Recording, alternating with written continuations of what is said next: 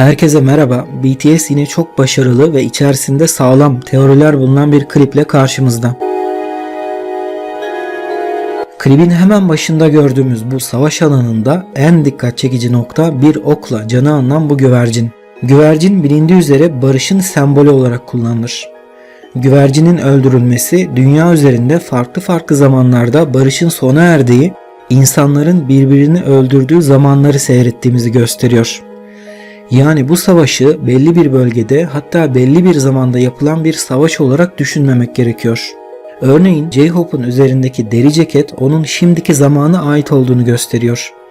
Ama savaş alanındaki oklar ve Jin'in kıyafeti geçmiş zamanları birebir aynı olmasa da daha çok Orta Çağ Avrupa'sının erkek kıyafetlerini andırıyor. Jimin'in bulunduğu sahnede görülen eski kamyon en azından 1800'lerin sonu ve 1900'lerin başına işaret ederken Arem'in arkasında görülen eski gemi milattan öncesine yapılan bir gönderme. Sonuç olarak klipte yaşananlar tek bir zaman diliminde gerçekleşmiyor. İnsanlığın varoluşundan bu yana süregelen savaşların hüküm sürdüğü ve barışın rafa kaldırıldığı zaman dilimlerinde gerçekleşen olaylar anlatılıyor. Klibin başına dönersek Jin öldürülen güvercinin başında durarak yukarıya bakıyor. Aynı bakışı Jimin de yapıyor ve o sadece bakmakla kalmıyor. Aynı zamanda eliyle gökyüzünü işaret ediyor. Elleri bağlı bir halde koşan Jungkook, yerde uzanan V ve daha sonra deri ceketiyle gördüğümüz J-Hope ve aynı zamanda küçük kız da yine aynı şekilde gökyüzüne bakıyorlar. Bu bakışlara birkaç farklı anlam yükleyebiliriz ama bence en güçlüsü şu. Dikkat ederseniz J-Hope'un arkasında kurumuş ağaçlar ve yerde ölü bir halde yatan Jungkook bulunuyor. İşte bu manzara karşısında J-Hope adeta yakasını silkiyor ve savaşlardan, ölümlerden bıktık diyor. Sonrasında da zaten hemen yukarıya bakıyor. Aynı psikolojiyi barışın öldürüldüğü bir ortamda bulunan Jin ve ölmek üzere olan Jungkook da yaşıyor.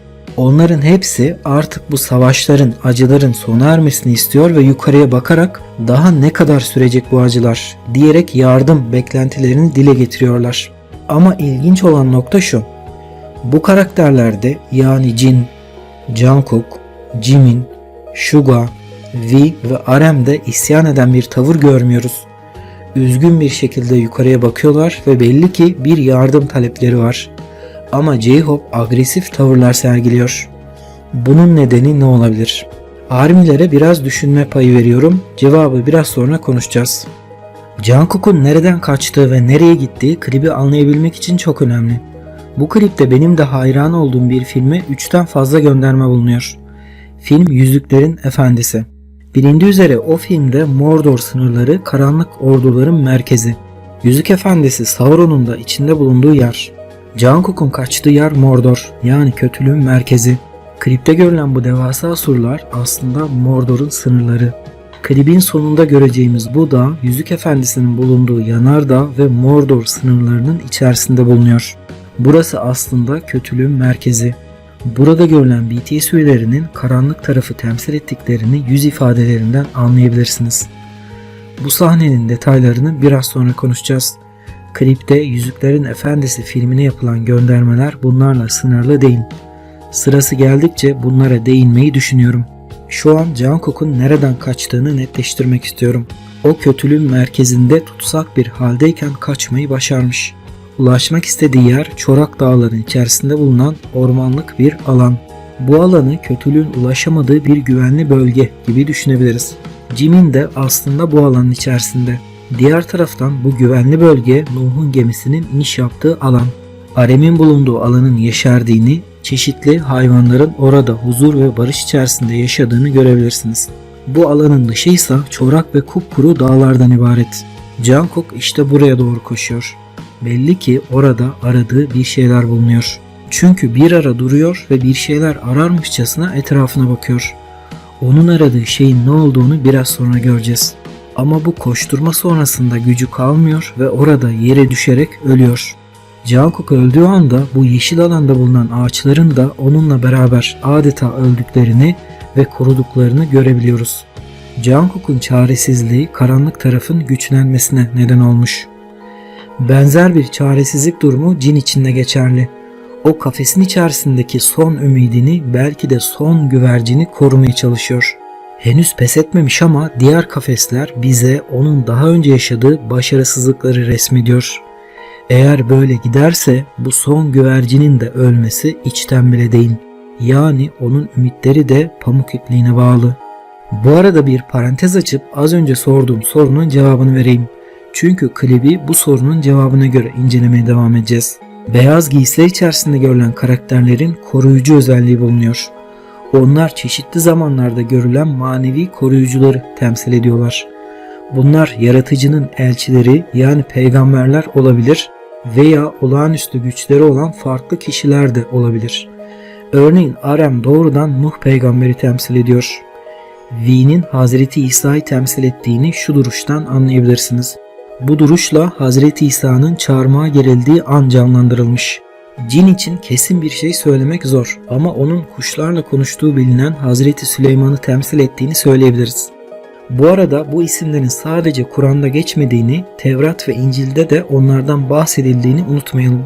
Sonuç olarak beyaz giysi giyen tüm karakterler ilahi özelliklere sahip koruyucular. V masum bir kızı korurken Arem hayvanları, Cin ise kuşları korumakta. Jim'in elleri kanlı olmasına rağmen büyük olasılıkla nükleer felaketler, savaşlar veya hastalıklar yüzünden saçları dökülen bu çocuğu korumaya çalışıyor. Suga insanları organize ederek onları duaya yönlendiriyor. Bu arada onun önce boş bir salonda tek başına görülmesi, sonrasında bu salonun dua ettiği anlaşılan insanlarla dolması onun gayretlerinden ötürü. O insanlara rehberlik yapıp onları yönlendiriyor. Görüldüğü üzere bunların hepsi birer koruyucu ama bunun tek istisnası beyaz giysiler giymeyen J-Hope. Onun koruyucu özelliği bulunmuyor. En azından en başlarda bulunuyor. Bu özelliği daha sonra değişecek. İşte o bu yüzden bu sahnede sinirlenip agresif tavırlar sergiliyor. Dikkat ederseniz diğerleri bilgece yaklaşıyor yaşanan tüm olaylara. Sahneleri incelemeye devam edelim. Ve sonunda ilahi yardım ulaşıyor. Kafesteki kuş birden çırpınıyor. Jim bir şeyler olduğunu anlıyor ve hemen başını çevirerek dışarıya bakıyor. Uzun zamandır hiçbir şey yapmadan orada oturan çocuk ellerini davul veya bataryaya benzeyen müzik aletine vurmaya başlıyor. Dua edenler birden ayağa kalkıyor. Sanki dualarına yanıt verilmiş gibi. Gözleri bağlı küçük kız yerinden kalkıyor. İşte tam bu sırada Jungkook gözlerini açıyor ve tüm bunların sonucunda kötülüğün sınırlarını çevreleyen surda bulunan devasa kapı açılıyor. V ve küçük kız el ele tutuşuyorlar. Yüzüklerin Efendisi'nde de bu kapı açıldığı zaman dışarıya Mordor orduları çıkıyordu. Yani içeriden çıkacak şey her neyse bu V ve küçük kızı ürkütüyor. Diğer koruyucular arkasına topladıkları insanlarla iyi ve kötü savaşının yapılacağı bu mekana geliyorlar. Hepsinin yüzü ciddi ve neyle karşılaşacaklarını iyi biliyorlar. İşleri kolay olmayacak. Bu sırada bu sahnenin aynısı Yüzüklerin Efendisi'nin finalinde de yaşanıyor. Sağ kalmayı başaran bir avuç yüzük koruyucusu Mordor sınırlarına ulaşıyor. Kapı açılıyor ve kötülüğün orduları onların etrafını sarıyor. Klipte iyiliğin savunucuları karanlık güçlerle son kozlarını paylaşmak üzere onların sınırlarına kadar geliyorlar. Çünkü kötülüğün ve savaşların kaynağı işte bu kapının ardında yaşıyor. Onlar kapının önüne geldikleri sırada tüm dengeleri değiştiren hamle öldükten sonra tekrar uyanan Jungkook'tan geliyor. Bu arada onun daha önce öldüğüne şüphe yok çünkü cesedinin üzerinde bir leş kargası görmüştük. Ama sonrasında gözlerini açtı ve yürüyüşüne devam etti. Jungkook ellerinin etrafındaki bu dikenli kelepçeden nasıl kurtulacağını biliyor. O bu yüzden bu göletin içerisine geldi zaten. Onlara son bir kez bakıyor ve ellerini suyun içerisine daldırıyor. Bu sırada Jin kafesteki kuşu dışarıya bırakıyor. Güvercin daha önce kendisini öldüren kötülüğün merkezine doğru uçuyor. Yani oralara da barış getiriyor.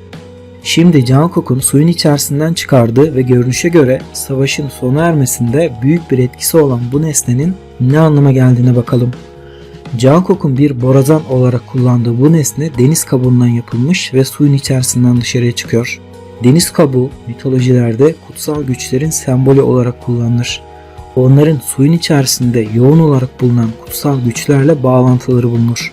Tarih öncesi bazı mezarlarda cesetlerin boyunlarına deniz kabuğu ve inci bağlandığı tespit edilmiştir.